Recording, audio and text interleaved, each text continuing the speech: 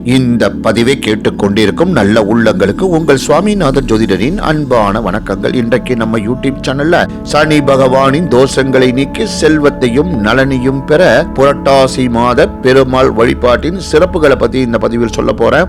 அதற்கு முன்னாடி நம்ம யூடியூப் சேனலை எல்லாம் சப்ஸ்கிரைப் பண்ணுங்க, ஷேர் பண்ணுங்க, லைக் பண்ணுங்க. பதிவுக்குள்ள போயிடலாம். ஜோதிட ரீதியாக 6வது மாதமாகிய புரட்டாசி சனி பகவானின் ஆதிக்கத்தை பெற்றுள்ளது.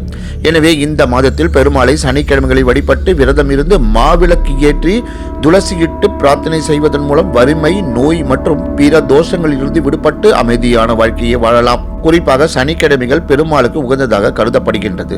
இந்த மாதத்தில் பல விரதங்களும் பூஜைகளும் நடைபெறுகின்றன. மாவிளக்கு ஏற்றுதல், பெருமாளுக்கு துளசி சாத்துதல் மற்றும் ஏகாதசி விரதம் இருப்பது போன்ற செயல்கள் சிறப்பு வாய்ந்த பலன்களை தருகின்றன.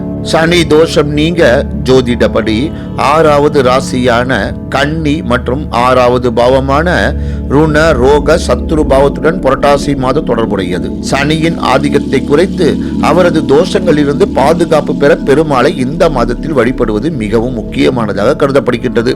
புரட்டாசி மாதத்தில் செய்யப்படும் வழிபாடு ஏழ்மை, துயரங்கள் மற்றும் நோய் போன்ற பாதிப்புகளிலிருந்து நிவாரணம் அளித்து வாழ்வில் அமைதியையும் ஆனந்தத்தையும் தருகின்றது. அரிசி, மாவு மற்றும் நெய் கலந்து செய்யப்படும் மாவிளக்கு ஏற்றுவது மூலம் வீடுகளில் உள்ள எதிர்மறை ஆற்றல்கள் நீக்கப்பட்டு நல்ல சூழல் உருவாகின்றது. ஸ்ரீரங்கம், திருப்பதி போன்ற பெருமாள் தலங்களுக்கு சென்று அவரை தரிசிப்பதும் பிரம்மோற்சவம் போன்ற நிகழ்ச்சிகளில் பங்கேற்பதும் மிகவும் சிறப்பு. ஹரஹர மகாதேவா என்று கூறி இந்த சிறப்பான ஆன்மீக பதிவை நிறைவு செய்கிறேன். நன்றி, வணக்கம், வாழ்க வளமுடன்.